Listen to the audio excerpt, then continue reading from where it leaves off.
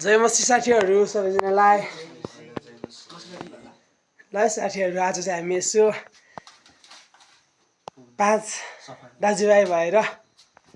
यसो रमाइलो गरौँ भनेर चर्चतिर प्रार्थनाहरू गर्ने लगायत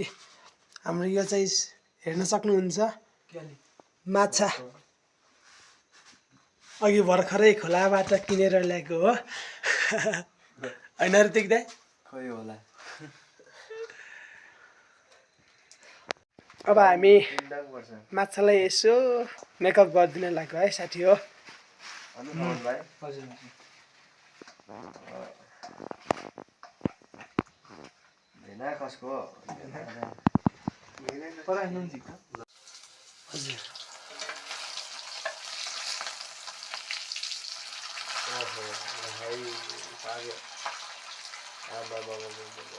रमेश सरको पकाइ हेर खै माछा फ्राई भइरहेको छ यहाँ डेलिभरीको सुविधा पनि छ फोन नम्बर चाहिँ भन्दैन म पछि भनौँला है मिठो रहेछ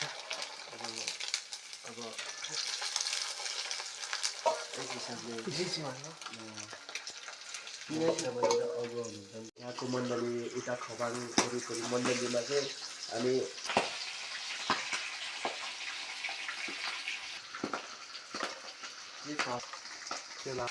तपाईँ जता जाँदाखेरि पनि धेरै कुराहरू सहज हुन्छ क्या अब सकेसम्म त मेरो योजना त मेरो विचार मलाई यहाँ चाहिँ मस्त उहरू लगाइदिने कि सरकारी बालीहरूको के हुन्छ नि त्यो पनि लगाउने फलफुल पनि लगाउने हो कोहीले कम्प्युटर सिकाउने त्यो फोटो खिचेको पैसा लिने याद होइन टक्क कोहीले फेरि त्यो के तालिममा लिन जाने के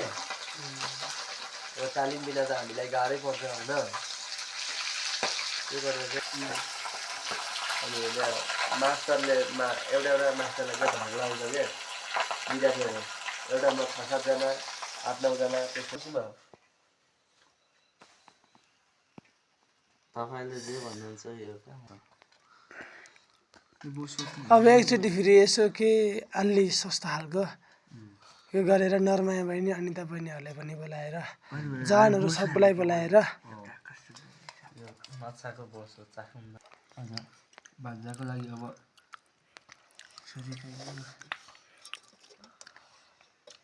ल त्यसदेखि साथीहरू ठाउँ नजानु भिडियो काट्छ छ क्या भित्र गएर पकाउँदियो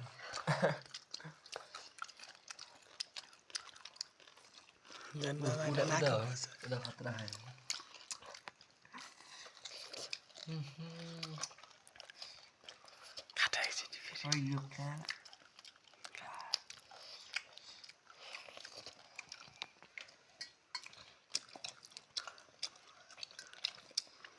दाँतमा हड्डी अड्केछ क्या हो एकरी हड्डीमा दाँत अड्केछ